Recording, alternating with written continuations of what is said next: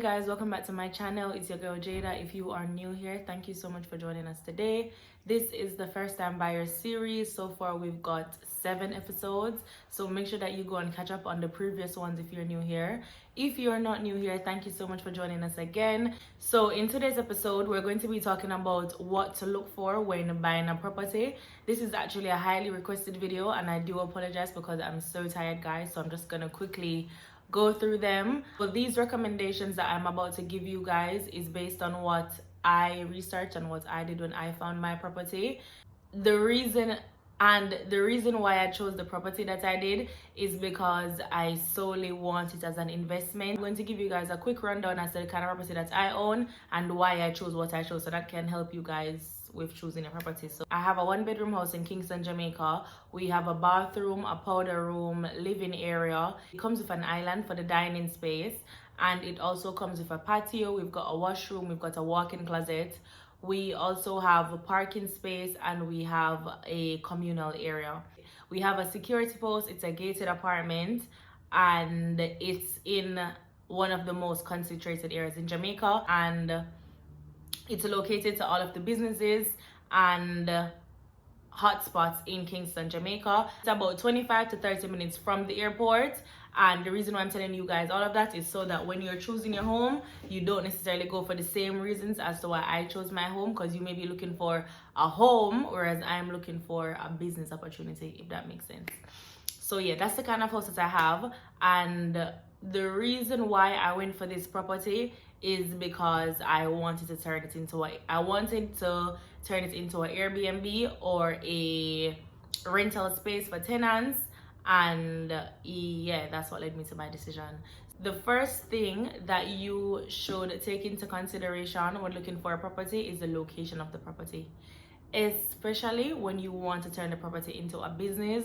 For me, I wanted the property to be an Airbnb, so it meant that I needed the property to be close to an airport and also be close to the town center, the restaurants, the nightclubs of the city. So for me, that meant Kingston, Montego Bay, or Ocho Rios in Jamaica. So if you're looking for a house used as a family home or even an apartment to currently live in, the location is just as important, because this will determine how much you spend on transport.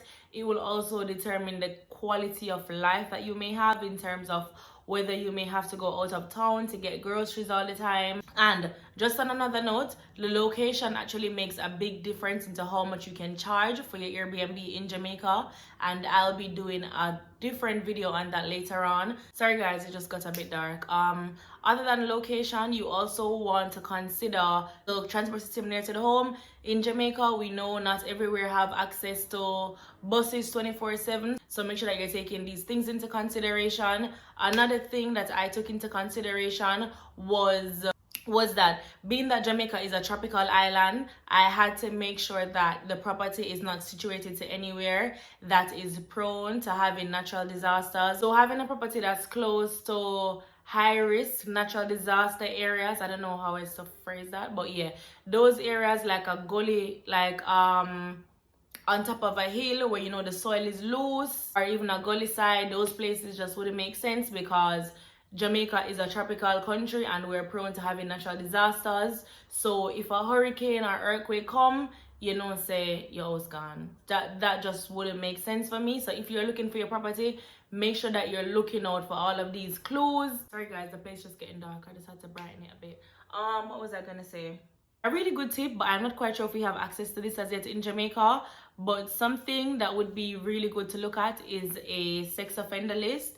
You can find out if there are any sex offenders in the area. I don't think the list is publicly available in Jamaica as yet, but you can definitely check around by speaking to neighbors, a developer, or even visiting the closest police station nearby. And another thing to keep an eye on when buying a property is the crime rates. You want to find out if the area that you're in has a lot of crime rates, especially if you're planning to do business, either commercial or in real estate. This information you can find out from neighbors. Again, speak to your neighbors. I always encourage that when going on your viewings.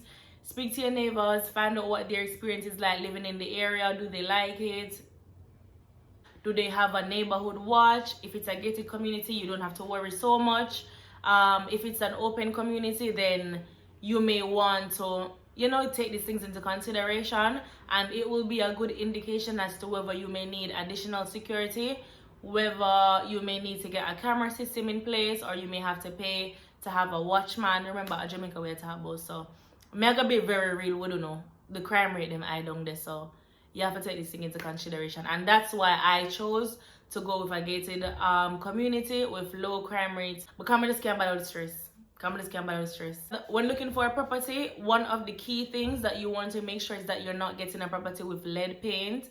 Lead paint can lead to death over time. If not all, then I think most houses were actually painted with lead paint in 1978.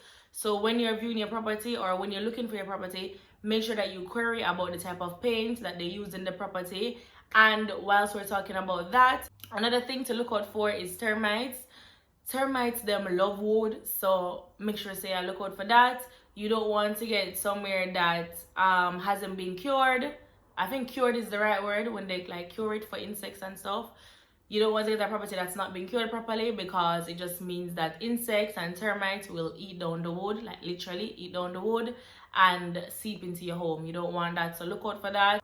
Okay, another key thing to look out for looking for a property is that you need to do your research on the price value of the area, whether it's decreasing or increasing, because this will determine your turnover on the property in the coming years. Well, it won't determine it, but it's an indication as to what you can expect your property to worth in the coming years. So definitely get a valuator to do that, to assess that for you. I'm not looking at any notes, guys. I'm literally just spitting it from the top of my head. So everything that I've said, it's not in most important to least important. It's literally just what I can remember.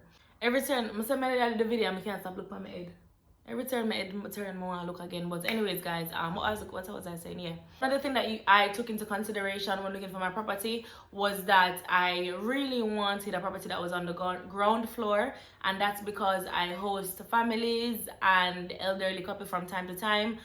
I didn't want them to have the hassle of having to climb stairs, so I opted for a property that was on the ground floor with little to no steps, so that it could be wheelchair friendly and family friendly. So that's something that you'd want to consider. And also, if you're even just looking for a property to live in temporarily, if you're someone with sicknesses, or I don't know, if you're not the most fit person, you may want to consider where your apartment is situated on the strata. The thing to take into consideration when looking for a property is the landscaping of the property. A lot of people buy the house, but they keep forgetting that you also have to maintain the land and the landscape of the property, which is actually costly. So when you're looking for a property, do take that into consideration. Is it that you may have to pave the property and get tile for the outdoor area, or you're going to leave it and grow trees and have a nice garden? Is it that you have young kids and you need to have a play area? So these are the stuff that you really want to think about when thinking about outdoor spaces and landscaping when buying a property. And another thing to take into consideration that is actually expensive when buying a property is how old the roofing of the property is.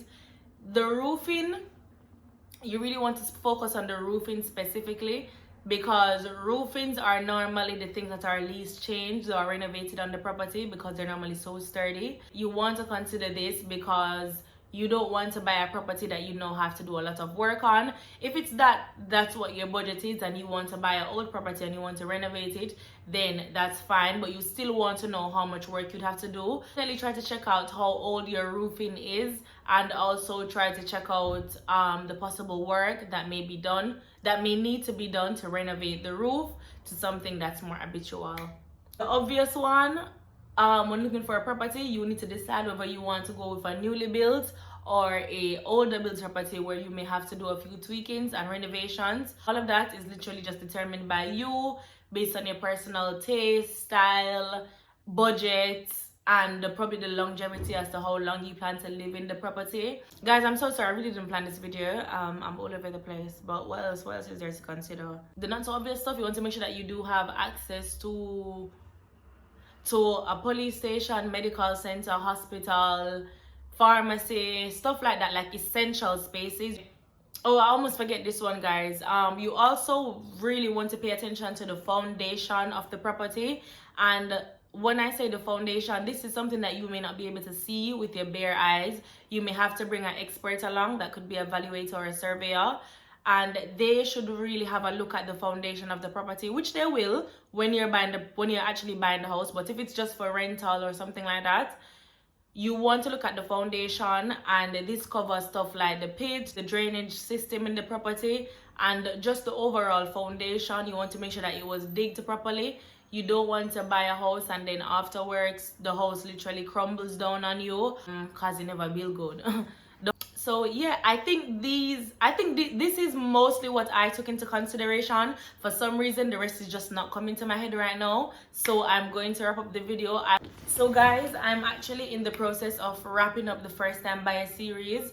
I think I've only got about 3 or so episodes left. So if you guys have any suggestions or recommendations, be sure to drop them in the comment section below. If you think that I haven't covered something that you'd love me to cover, make sure that you put me a message on Instagram at _JAYXOS. Thank you guys so much for watching this video. Remember to like, comment, share, and subscribe. Thank you for watching, guys, and I'll see you in the next video. Bye.